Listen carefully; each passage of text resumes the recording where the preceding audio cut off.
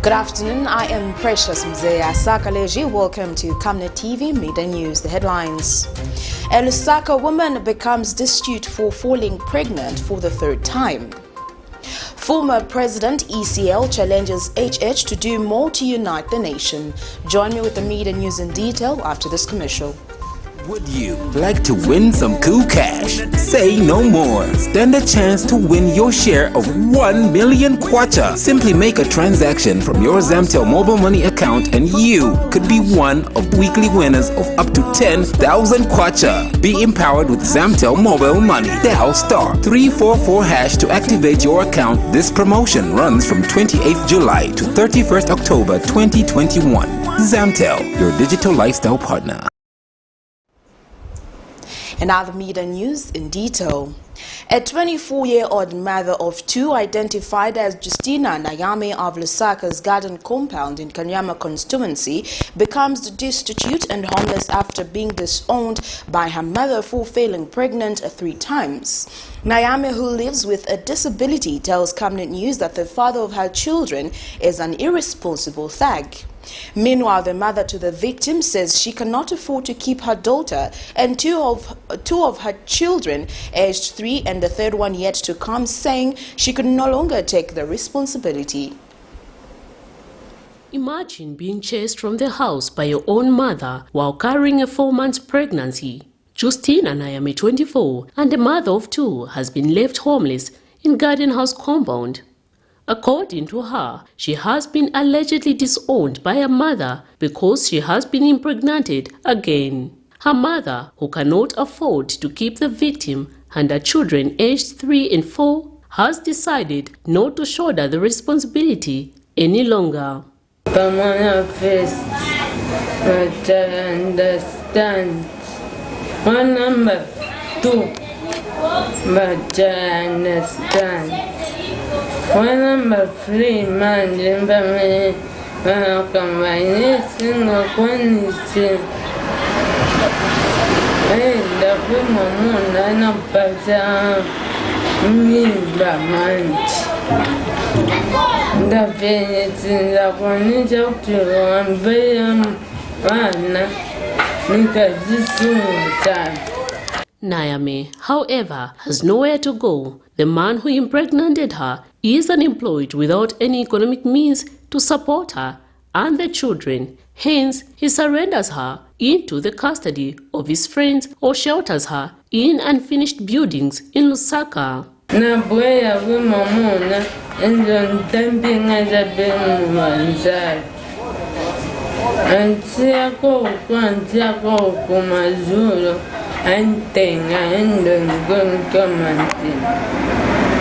With the rising levels of crime in most parts of LUSAKA, even the prospect of living in unfinished structures is very risky. What is even tragic about Nayame is that she is disabled and unable to communicate properly.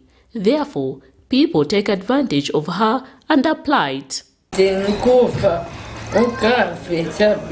Every day is in my days.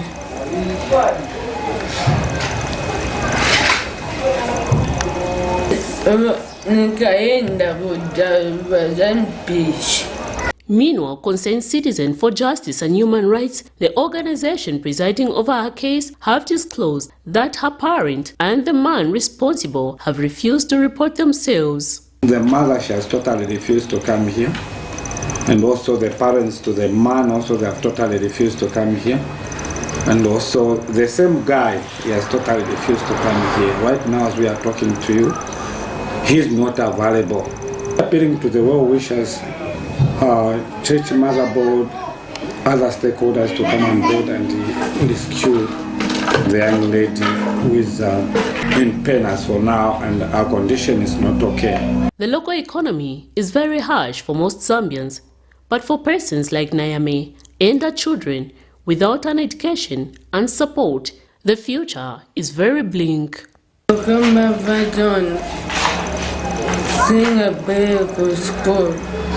Is the thing where I go to school sing the Mufundisebana Betani and Gabo Kasak. Miriam Kaimba, reporting for Camnet TV News. New Congress Party President Peter Chanda has advised members of parliament against entertaining calls from some sections of society to remove the immunity of former Republican President Edgar Lungu. Political activist Dante Saunders has called for the removal of the former head of state's immunity as soon as parliament resumes on the 10th of September 2021. But Pastor Chanda says taking that route will amount to political persecution. As many continue to call for the removal of former President Edgar Lungu's immunity once Parliament resumes, on the other hand, calls to stop the action keep coming. New Congress Party leader Pastor Peter Chanda says the former president meant well for the country and persecuting him for doing good is not right, even before God. He adds that the country's Republican President, Mr. Hakainde Hichilema, must not be misled by those holding grudges against the former head of state and must focus on moving the country forward. It's important that we allow President Lungu to rest. Secondly, President Lungu has demonstrated that he means well for this country, in that he gave up power even when he had the right to petition. And the petition and this election, definitely if he had petitioned, would have been 10. So I want to call upon the Zambian people to understand that there has never been a time when a president's immunity is lifted and they win the case. Let's look at Chiluba's case. He was acquitted. Arabi's case, he was acquitted. So let's give President Lungu credit and let's allow him to rest. He has worked for this country. Meanwhile, political activist Dante Saunders has proposed that Parliament should also look into the issue of presidential immunity, which will allow for a president to lose the immunity soon after leaving office. We should remove President Lungu's immunity. And I urge Parliament, now that they are complete, the Speaker, Deputy Speaker, and everybody has been sworn in, they should use this as one of the first things that they should be dealing with, the top of the priority. We should deal with the immunity because President Lungu must have a lot of information which we need in order to prosecute anybody. We need that coming directly from the President himself. So I believe that the immunity should be removed from him. Right now, the former head of state enjoys the protection from the law as guaranteed in the Constitution. This means that he cannot be prosecuted or arrested for any charges, not until such a time when his immunity is removed. Miriam Kaimba, reporting for Camnet TV News. Former President Edgar Lungu says President Hakainde Hichilema must do more to unite the country by actualizing the One Zambia, One Nation motto, citing the approach taken in appointing the Speaker of the National Assembly. Last week, the opposition Patriotic Front complained that they were not given an opportunity to choose the least one of the three speakers, alleging that the UPND bulldozed the process. Nelly Muti was appointed as Speaker of the National Assembly and had two deputies, namely Attractor Chisangano and Moses Moyo.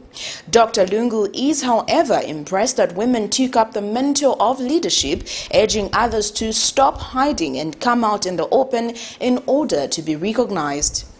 Sunday, 5th September 2021, former Republican President Edgar Lungu and former First Lady Esther Lungu congregated at St. Teresa Catholic Church in Chainda of Monari constituency in Lusaka.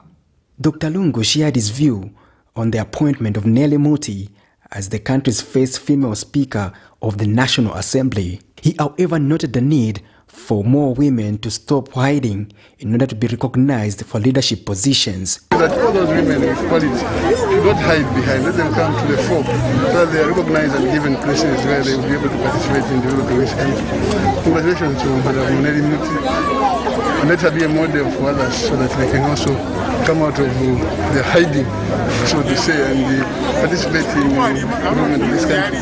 We have a lot of women with great potential, but for some reason they don't want to come out. So let her be the encouragement so that others can also come to the fore and contribute. The former head of state said Republican President Hakainde Hichilema must do more to unite the country. I heard the remarks in Parliament like one Zambia, one region, and that is worrying. It's a political statement, one Zambia, one region, one Zambia, one nation. If we see what's going on, we are worried. Seriously speaking, I think we should do more about the one Zambia, one nation motto, ensure that it's seen in the practical implementation of policy-making decisions and also positioning of people. Right now I can tell you that there are people who are calling upon the government and the president to look again into his belief in the one Zambia, one nation motto, because certain regions feel already ostracized. And I agree with the sentiments which were raised by Nakachinda that they can do better. And again, I don't want to talk politics. I'm on my way to retirement. Please leave me alone. The 60th Republican president also had a word of advice to the church in Zambia. The church should not be a seasonal partner to politicians. The church should always be there for politicians. Long after elections, the church should be there. Long before elections, the church should be there. In the day-to-day life of politicians, the church should want to interfere by interceding and counseling with the politicians. Those gentlemen and ladies who are privileged to be in a position of leadership now, to be strengthened by praying for them and also counseling them. Patrick Soko, Camnet News in Lusaka. The Human Street Health Aid Zambia, in collaboration with other non-state actors, will hold a peaceful demonstration next month at Parliament demanding for the removal of tax imposed on imported sanitary pads. Organization Director Edgar Sibimba tells Camnet News that the tax imposed on imported sanitary pads makes the products inaccessible to poor and vulnerable women and girls across the country. He adds that the high cost of sanitary pads is contributing to the use of unhygienic materials. The Human Street Health Aid Zambia is backing the ongoing calls for the government to scrap taxes on imported sanitary pads. The organization believes the removal will make them affordable to young girls, especially from less privileged homes and deprived communities. In an interview with Camnet, the organization director has revealed that the organization plans on doing a peaceful demonstration next month demanding the removal of tax imposed on imported sanitary pads. 16th of October, we'll be having our menstrual health tax removal demonstration walk from LUSAKA post office to Parliament. The whole instance is to try and push government or parliamentarians to remove import tax on all menstrual sanitary products. And this is aimed at helping the businessmen who are into menstrual products to ease the burden of bringing the products into the country, which will consequently reduce the prices and make sanitary products much more accessible. According to them, the high cost of sanitary pads is making a lot of female use unhygienic materials such as pieces of cloth, which lead to infections if not properly sanitized. We believe that this will contribute to the well-being of the general girl child and females in Zambia. A lot of organizations, to mention a few, the Children Future Society Foundation, who are willing to be part of this, and we are also extending this invitation to everyone who feels a stand for the similar cause, so that with all concentrated efforts, we believe that it's going to be a much more easier task to pressurize the government to actually help us bring sanity for the girl child. In times past, some individuals and organizations called on the government to remove the tax imposed on imported sanitary pads on the basis that it is making the product inaccessible to poor and vulnerable women and girls across the country. Meanwhile, Zambia and Kenya are two countries in Africa that have made policies to ensure that they provide free sanitary pads to school-going girls as of 2017. While South Africa and Rwanda are two nationals that have accepted to make sanitary pads tax-free. Miriam Kemba, reporting for Camnet TV News. That news item brings us to the end of Camnet TV Midday News, but before we go, here are the headlines once again. A Lusaka woman becomes destitute for falling pregnant for the third time.